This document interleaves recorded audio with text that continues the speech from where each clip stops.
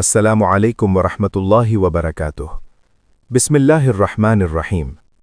ماہ رجب کی فضیلت بیان کرتے ہوئے ہمیں سب سے پہلے اپنے آقا و مولا خاتم النبیین حضرت محمد صلی اللہ علیہ وعلا آلہ وسلم کو یاد کرنا چاہیے، کیونکہ اللہ تعالیٰ نے ہمیں انہی کے ذریعے حق اور ہدایت کا راستہ دکھایا۔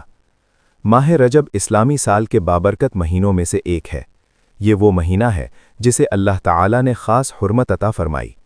نبی کریم حضرت محمد صلی اللہ علیہ وعلا آلہ وسلم ہمیں سکھاتے ہیں کہ حرمت والے مہینوں میں گناہوں سے بچنا اور نیکیوں کو بڑھانا بہت زیادہ اہم ہے، کیونکہ ان دنوں میں اعمال کا اثر عام دنوں سے کہیں زیادہ ہوتا ہے۔ اسی مبارک مہینے میں وہ عظیم اور حیرت انگیز واقعہ پیش آیا جسے واقعہ معراج کہا جاتا ہے۔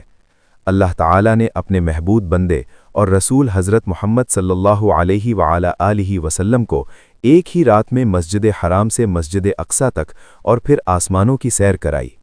اس عظیم سفر میں اللہ تعالیٰ نے اپنے محبوب حضرت محمد صلی اللہ علیہ وعلا آلہ وسلم کو نماز کا تحفہ عطا فرمایا، جو ہر مومن کے لیے معراج ہے۔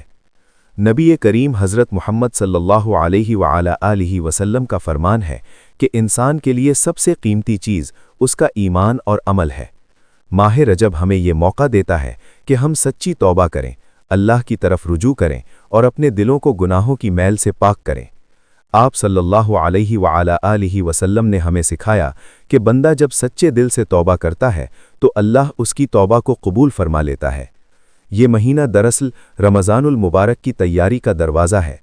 نبی رحمت حضرت محمد صلی اللہ علیہ وعلا آلہ وسلم کی سنت پر عمل کرتے ہوئے ہمیں چاہیے کہ اس مہینے میں نفل عبادات، ذکر الہی، درود شریف اور قرآن کی تلاوت کو اپنی زندگی کا حصہ بنائیں اور ہر اس عمل سے بچیں جو دین میں بدعت شمار ہوتا ہے۔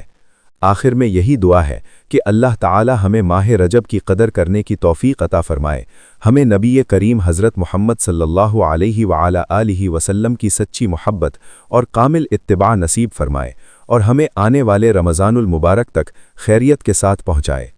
جزاکم اللہ خیرن۔ خدا حافظ۔